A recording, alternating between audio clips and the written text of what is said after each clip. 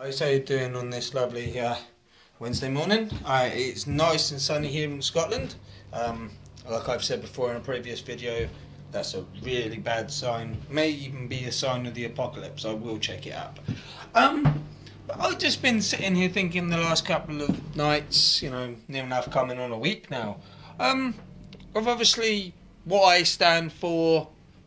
My outlook on shit, my YouTube pages, or YouTube channel, sorry, is picking up, and I'm getting a lot of, positive as well as negative feedback, but it has to be like that. It has to be constructive criticism, because that's kind of how I take it. A lot of fucking, people are still sitting there, and they have their opinions. We all know that they have their opinions, but they still don't feel free enough to be able to come out with their opinions. So obviously I thought I'd maybe set the story straight on a few things. As you can hear, I am speaking English, or a really, really bad version of the subtext of English, I suppose. But that does not mean that I have any loyalties to England. That doesn't mean I have any loyalties to anybody else. I have loyalties to, a few things. One, Mother Earth, the ultimate life bringer that we live on every day. To the human race, I will forever do what I can to better mankind, in any shape or form.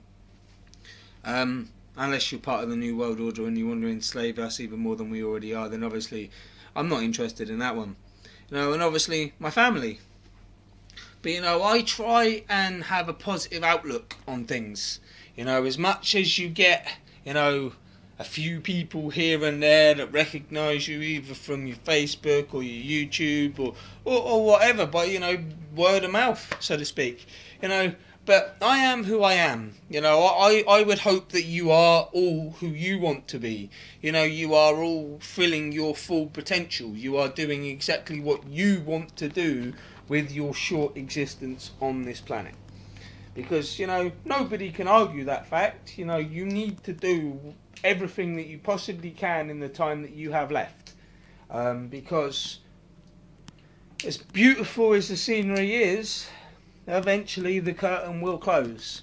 And we seem to be seeing a lot of that lately. The ongoing struggles in Syria, the ongoing struggles in, the parts of Africa, in Palestine. Even I'll go as far as saying Israel.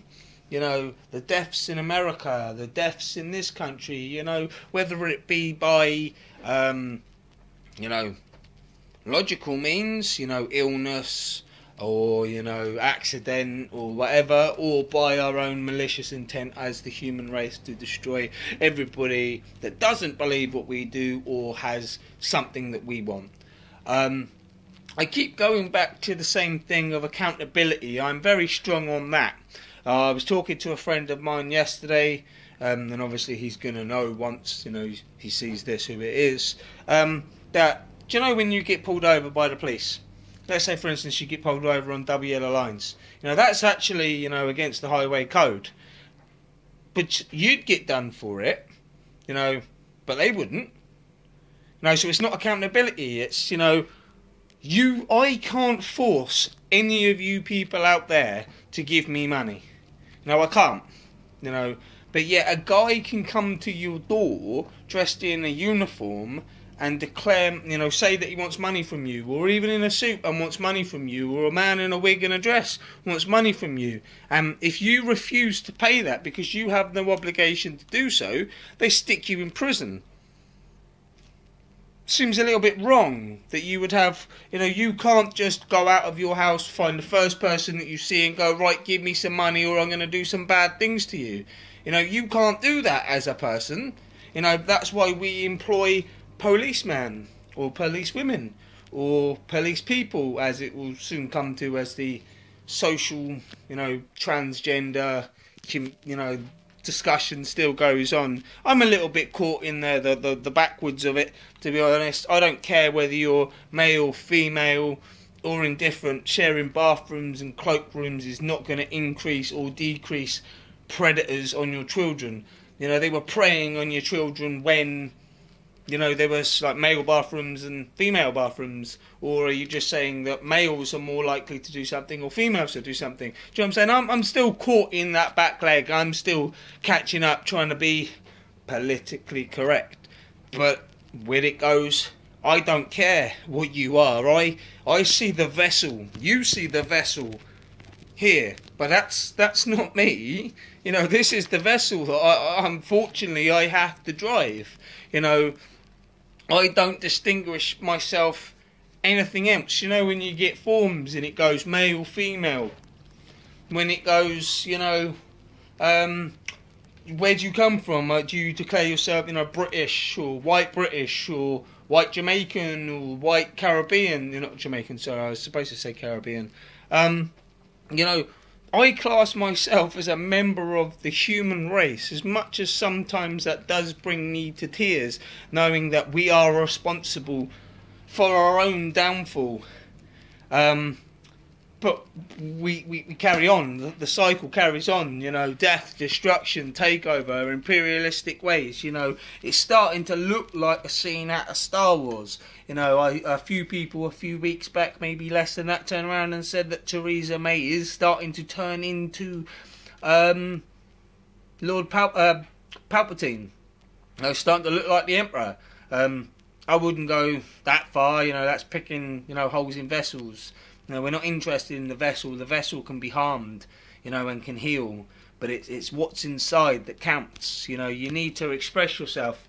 I've always tried to be free, you know, and expressive as much as I can, and allow people to do the same. And obviously in society you're going to get people's views are not going to sit right with them, or my views won't sit right with them, or their views won't sit right with me. And that's always going to happen, and that's what makes a healthy discussion.